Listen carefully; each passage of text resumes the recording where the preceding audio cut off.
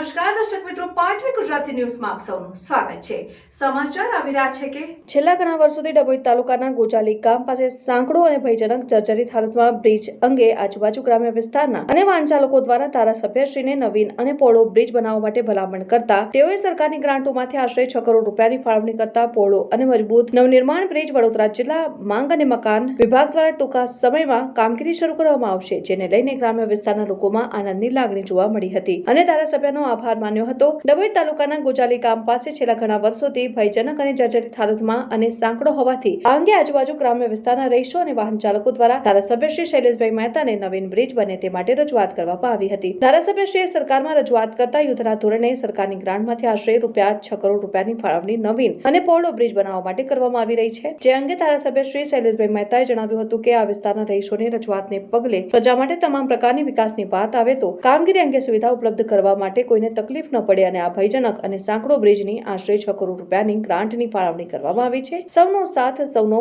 વિકાસ અને સૌનો સહકારના સૂત્ર સાથે ભાજપ સરકાર વિકાસના કામોમાં હંમેશા તત્પર રહી છે। જિલ્લા માર્ગ અને મકાન વિભાગ દ્વારા તાત્કાલિક ધોરણે મંજૂરી મેળવી કામગીરી ટૂંક સમયમાં ચાલુ થશેનું જણાવ્યું હતું, જ્યારે કે નવીન અને પહોળો બ્રિજની ગ્રાન્ટ મંજૂર થતા અને આગામી સમય બ્રિજનું કામ શરૂ થશે તે અંગેની આજુબાજુ ગ્રામ્ય વિસ્તારના લોકોને જાણકારી થતા હર્ષની લાગણી અનુભવી હતી અને ધારાસભ્ય શ્રી શૈલેષભાઈ મહેતાનો આભાર માન્યો હતો। Reporter Bilal Purawala, Patvi Gujarati news, Dabhoi. છેલ્લા ઘણા વખતથી ગોજાલી અને આસપાસના લોકોને કમ્પ્લેન હતી કે જે ડભોઈ ઢોલાર વાળો રોડ છે એની પર ગોજાલી પાસેનો જે નાનો બ્રિજ છે એ તૂટી ગયો હતો। સરકાર દ્વારા હમણાં એના 6 કરોડ રૂપિયા મંજૂર કરવા ટેન્ડર પાસ થઈ ગયું છે અને કામગીરી ચાલુ કરવામાં આવી રહી છે અને ગઈકાલે કલેક્ટરશ્રીએ પણ જાહેરનામું બહાર પાડીને એ રસ્તો બંધ કરવાની સૂચના આપી છે અને ટ્રાફિકને બીજા રસ્તેથી ડાયવર્ટ કરવાની સૂચનો પણ કર્યા છે। હું પણ આપના મારફત ડભોઈ નગર, ડભોઈ તાલુકાના લોકોને એ જે ડાયવર્ઝન છે એ પ્રમાણે ડિસેમ્બર 24 સુધી આ કામ ચાલનાર હોય એ કામને અનુરૂપ ટ્રાફિકમાં વ્યવસ્થામાં કોઈ તકલીફ ના પડે એની કાળજી લેવીને તંત્રને સહકાર આપીએ। સાથે જ લોકોની લાગણીને માંગણીને